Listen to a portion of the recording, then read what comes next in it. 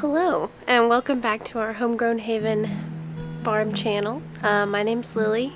You probably haven't seen me on here as much as you've seen Tyler. He's more of the camera friendly person. I get really nervous in front of the camera, so I typically don't film as much. But I would like to try and start sharing more of basically my role in the gardening things, show you some of the seed starting that I do and just things out in the garden this season. So here I am. I'm really behind on seed starting. We have started some seeds already, but we're just pretty behind on a lot of things. It's been kind of a tough season with trying to juggle work and being new parents and keeping up with housework and just all the normal things. I apologize for not keeping up with all of this stuff quite as much as we would like to. Hopefully I will muster up the courage to film more and share more with you all. If there are any topics that you all are interested in me doing videos about, just let us know in the comments down below. If you have questions or there's things that you all kind of want to know more about that we do, or anything with the garden or anything like that, just always feel free to let us know. We're always open to ideas, questions, whatever. Mostly we're just excited to try to inspire you all to garden and grow some of your own food and let you know that it's really not that hard. We're still kind of beginners ourselves. The biggest thing I've learned throughout this whole experience is that you just have to try. You're gonna fail. Things are not always gonna grow right, you know. You're gonna have some seasons where certain crops do really well and certain crops just completely flop, and that's normal. That's gonna happen to even the most experienced gardeners. The most experienced farmers are still gonna struggle with things sometimes too. So don't ever let that discourage you from trying to grow whatever you can, you know, whether it's just a couple container plants on your porch, if you live in an apartment or in the city. Don't let that stop you from gardening. Even if it's just a small amount, you can definitely always grow something. Everyone has this idea that you have to have so much land to grow food.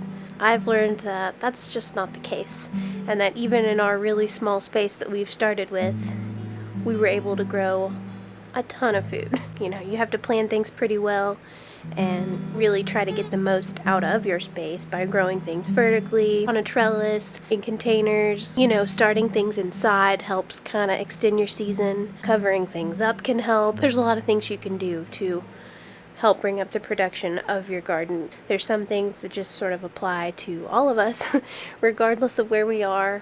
I think that's sort of my vibe, is to just show you all that you can do it too. It doesn't matter if you don't have a lot of experience or not. Everyone starts somewhere. So anyway, just gonna start some seeds and show you all kind of the process that I do with that, and just hang out with you guys.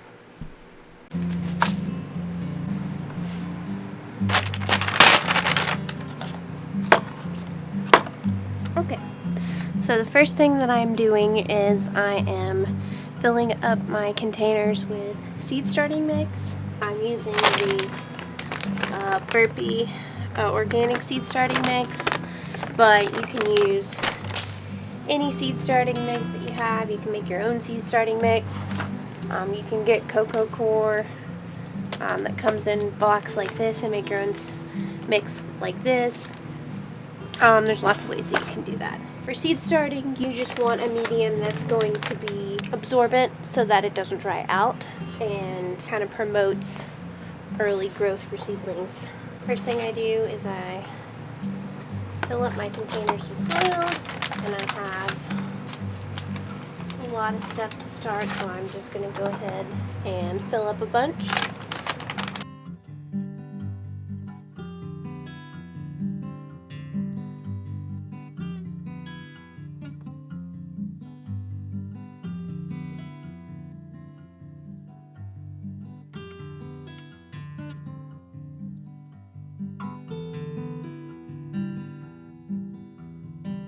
Okay, So I'm going to obviously do more and fill up this side, but as you can see, I've just filled up all these containers. I'm going to be starting bunching green onions. I'm going to be starting more herbs, different kinds of basil, more tomatoes, more peppers, although we have started some of those already, and more spring greens like lettuce, spinach, stuff like that. I've started some, but I need to start more. Lettuce is something that you generally just want to have a constant flow of seedlings. It's something you want to harvest often and eat often.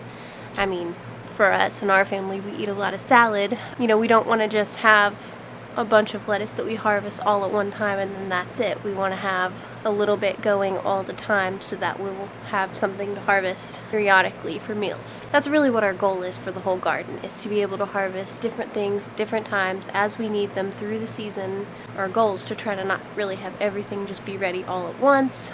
That's fine for certain things, and when you do have an abundance of a certain crop, you can can it, preserve it, dehydrate it, whatever. There are ways of preserving it if you have extra, but it can be time consuming. There is a process for all of those things. If you're looking more to sort of feed your family weekly, then I would suggest succession sowing or succession planting, which pretty much just means every few weeks sowing new seeds, whether it be in seed trays or out in the garden.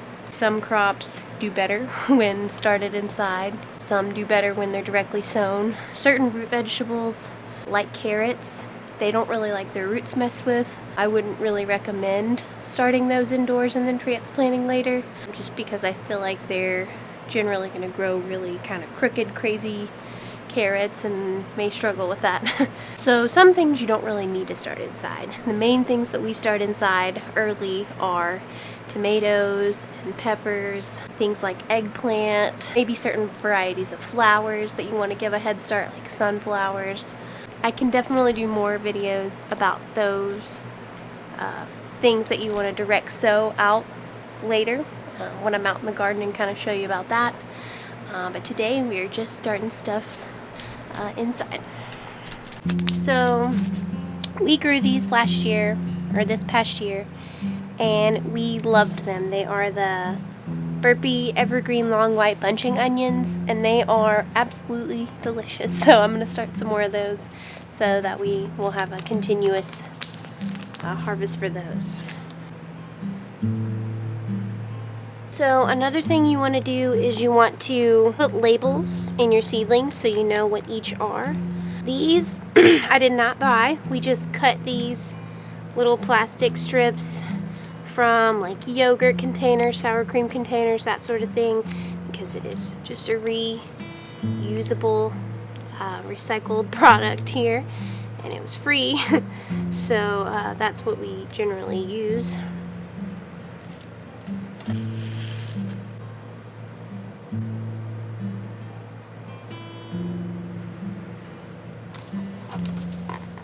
So I also started rosemary,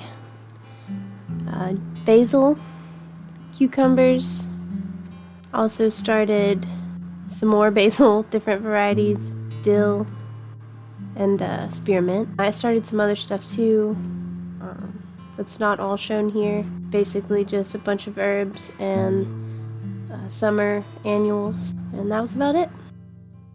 So this is the last step of starting the seedlings, which is to water everything in. Seedlings need to stay moist in order to germinate, so you don't want these to dry out. Having said that, you also don't want to overwater them because they can develop issues where they're just sort of oversaturated and mold up, so you don't want that either. But the good thing about the seed starting mix is that it is made to hold the water, so really it does most of the work for you. You just sort of water every couple days. So there you have it. That is just a few of the seeds that I'm starting. I have a lot more to do, but the process is pretty much the same for all of them. The only difference really is that the larger the size of the seed, typically the deeper it gets sown. For really small seeds, you can generally just sort of scatter them, put a very small amount of soil on top, and they'll usually do just fine. So that's pretty much it. You just fill your tray up with soil, label your seedlings, sow everything, water everything in, and the process is pretty much the same for everything. The one thing I do want to mention is that when you get ready to want to transplant the seedlings, make sure that you harden them off by taking them outside a little bit for a few weeks. Like, you could take them out each day for, a few hours to sort of get them more ready for the outside conditions. Also, if you are starting inside, a good thing to do is put a fan blowing on the seedlings, and that makes them stronger, prepares them for the wind and the conditions that they'll be in once they get outside. All of that can kind of help prevent what's called transplant shock, and that has happened to my seedlings several times. So I'm trying to learn from that and do better this time. So thanks for hanging out and starting a few seeds with me, and I'll see you next time. Don't give up, keep growing.